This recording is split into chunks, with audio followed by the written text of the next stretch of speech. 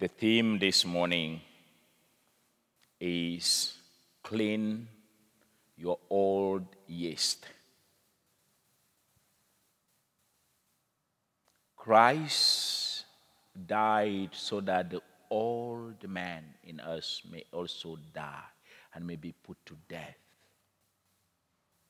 The old man is the one that lived or that we inherit living with through the sin of Adam and Eve. So our attitude of sin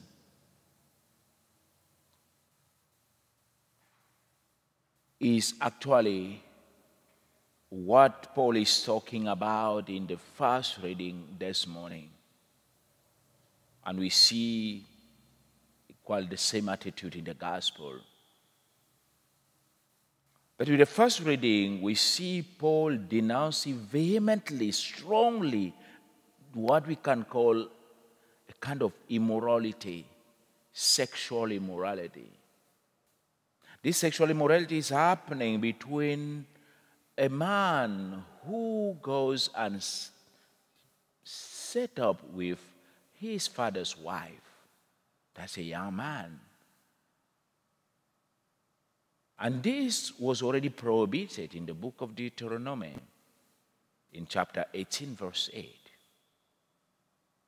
And this is happening in a community. And people watching this because, there was a lot of licentiousness and sexual immorality even in the city of Corinth itself. And someone reported this to Paul, all that is happening in the community. He wasn't there physically with them. That's why he's saying, I pass my judgment about this man.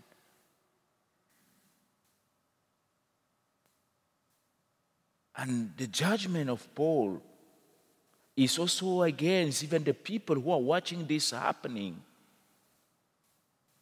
But being just indulged in their pride and not being able to correct the situation, indifference towards sin. Paul is inviting them and us today to say these kind of things are anti-Christ. This type of behavior, as he said here, sometimes you don't find this type of behavior even among pagans. And this should speak volumes to our communities today, to our society today. There are things we see in our communities, in our churches, and people who call themselves Christians, who support things that a Christian is not supposed to be supporting. Seeing them in great position, leadership, and so forth. Especially concerning the position of the church that we all know.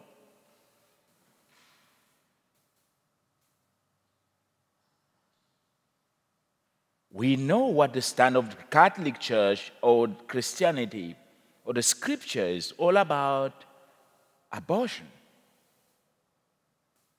But we see Christians today who call themselves Catholics, but who support abortion with all their heart, and they're ready to fight you with all kinds and types of arguments.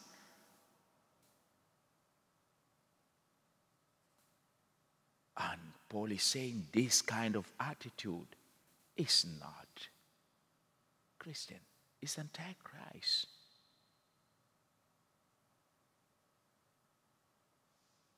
You see people who support the same-sex marriages today, the LGBT and all this, and who are part of our family. They are our brothers and sisters. It is we who are part of all these kind of systems. And this is happening among us. And sometimes those who dare to speak, they get in danger. And we're just watching. That's what Paul is saying. And you are there, such a thing is happening within your community. You say nothing. Paul is calling to conversion of mentality, of minds. He's calling us to clean out the old yeast.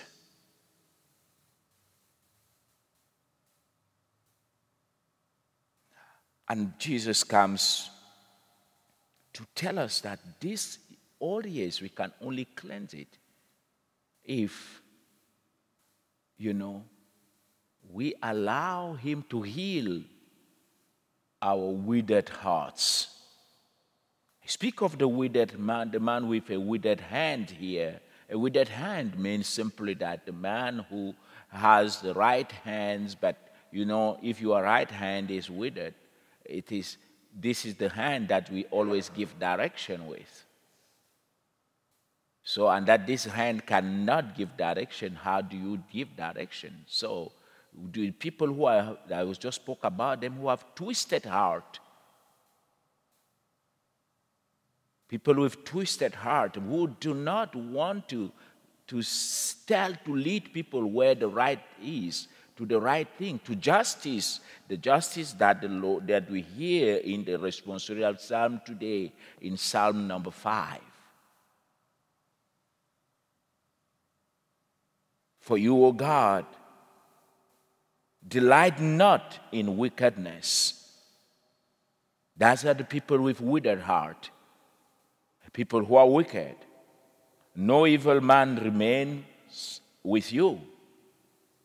We might speak of the withered heart as a heart of sin, a heart filled with anger, a heart filled with hatred, a heart filled with all kinds of things that are anti-Christian. And Jesus wants us to heal this withered heart today, to take action, to go to confession, and to allow ourselves to clean out this old yeast among us.